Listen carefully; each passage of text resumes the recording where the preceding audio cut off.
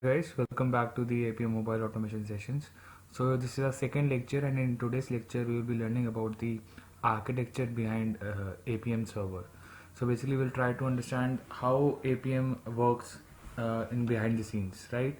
So for that I've just opened this paint, and to make you understand I will be making a few diagrams, and we'll try to understand what flow APM follows, in order to do the end-to-end mobile automation testing in a native app or in a hybrid app or a web app, whatever the app you choose, right? So basically, I will just draw three main points, three main things which we need to understand, so that the understanding of how APM works in the background is clear to us.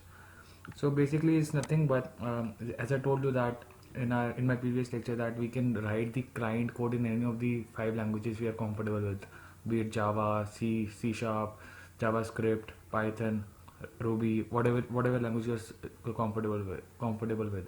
So basically, this part is the IDE part. You choose an IDE in order to write the client side code. So whatever the operations that you need to perform on the mobile device, all that code will be written in this IDE. Suppose you want to click on an object in an application, or enter text into a field, or perform a scroll. So whatever the code is, you can write here in the IDE, right? This is basically the client, right? So now this thing is the server. This is where the APM server lies, and this is finally the mobile device in which you want to execute the client code, whatever the operations you need to perform. So basically, APM server lies between the client and the mobile app. So APM is the server which acts as a proxy server between the client code and the mobile device. So what actually happens is, whenever you write the code, client side code, it is transferred to the APM server in the form of JSON wire protocol. So JSON wire protocol is the protocol which is used to send data from the client side to the APM server, and that APM server receives the data as in the form of HTTP session object. So it is an headless object. What headless actually means is that it does not care about whatever language you've written your code in. So basically, all the information is passed on to the APM server in the form of JSON wire protocol, and this session object, it is received in the form of session object, which is a headless session object, because it is independent of whatever language you have written your client code in. It does not care. It just interprets it and forward it to the mobile app, right? So whatever the code you have written, whatever the language you have chosen here, the code is transferred to the APM server in the form of JSON via protocol. The session object is received, and that commands are interpreted by the APM server, and that APM server forwards those commands into the mobile device, right? So basically, this APM server can interpret both the types of commands, be it the Android commands which we have written in the client side, or the iOS commands which we have written on the client side. So basically, in order to execute the Android commands to the mobile device, the framework used by the APM server is the Android UI Automator. Whereas to understand the commands of the iOS, the framework used by the APM server is the instrumentation, iOS instrumentation. So basically, both of these frameworks are integrated in the APM server, and the code it interprets from the client side is interpreted by the APM server. It understands, okay, what framework does it use to does it need to use in order to execute those commands on the mobile device. So if it interprets that, okay, I'm receiving the commands, Android commands, it will use the Android UI Automator framework, which is integrated in this APM server, and those commands will be forwarded to the mobile device.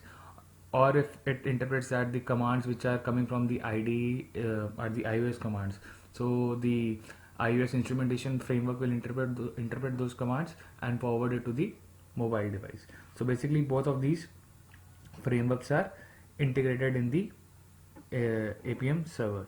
So it is very important for us to understand that if this APM server is not switched on, no communication would take place between the device, between the client code and the and the mobile device. So it is mandatory for us to switch on the APM server, which we'll learn in our future lectures, like how do we need to switch on this APM server and then execute the client side code so that it gets executed on the actual mobile device. So in order to just give you a brief introduction again, what actually happens is this is our client code, right? This can be written in any of the 5 languages which I have told you, right?